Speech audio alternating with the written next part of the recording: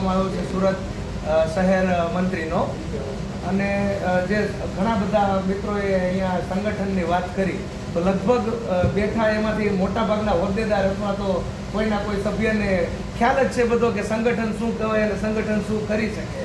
અને ખાસ કરીને ગુજરાત આહિર સેનાની બાબતમાં તો લગભગ રિસેન્ટમાં આપણને ખ્યાલ જ છે કે મોરબીમાં છે કે રાજકોટમાં છે કે આપણે કઈ રીતે સાથે મળીને આપણું કાર્ય નિભાવ્યું છે. તો એ સેમ વસ્તુ જ્યારે આપણે સુરતમાં એને ઇમ્પ્લિમેન્ટ કરવાની હોય ત્યારે સ્વાભાવિક છે કે મોટી સંખ્યાની જરૂર પડે, મોટી સ્ટ્રેન્થની જરૂર પડે.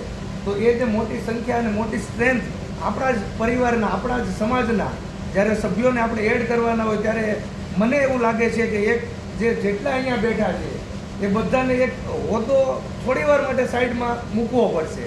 જેમ કે હું વાત કરું તો હું સત્યાવીમાં અડિયા પરિવારમાં અમે લગભગ 8મું સ્નેહ મિલન આવતા વર્ષે કરવાના છીએ. ભાઈ પ્રકાશભાઈને ખ્યાલ છે.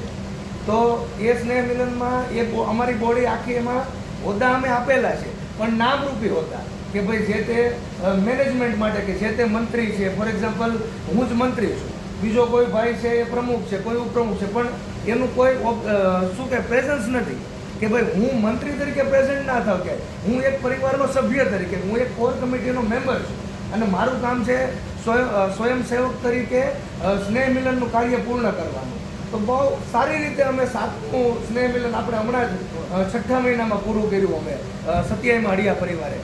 તો જો એ માઇન્ડસેટને આપણે આગળ લઈને ચાલીએ કે સુરતમાં આપણે જે અહીંયા હોદ્દેદારો બેઠા છે એ હોદ્દેદારોનું કામ એ છે કે આપણી સ્ટ્રેન્થ વધારવી, આપણો પાવર વધારવો અને આપણું કંઈક માર્કેટમાં નામ બોલવું જોઈએ. ભાઈ બધાએ જ વાત કરી એમ કે આહિર સમાજ સેવા સેના ગુજરાત, તો એનું કંઈક નામ બોલવું જોઈએ. તો બધા જ ને જેમ પેલું કહે ને કે નાનો થઈને પણ કાર્ય કરવું પડશે. તો લગભગ દ્વારકાધીશની કૃપા આપણા ઉપર પહેલેથી છે જ, દેગે ને તેગે, એટલે વાંધો નહીં જ આવે.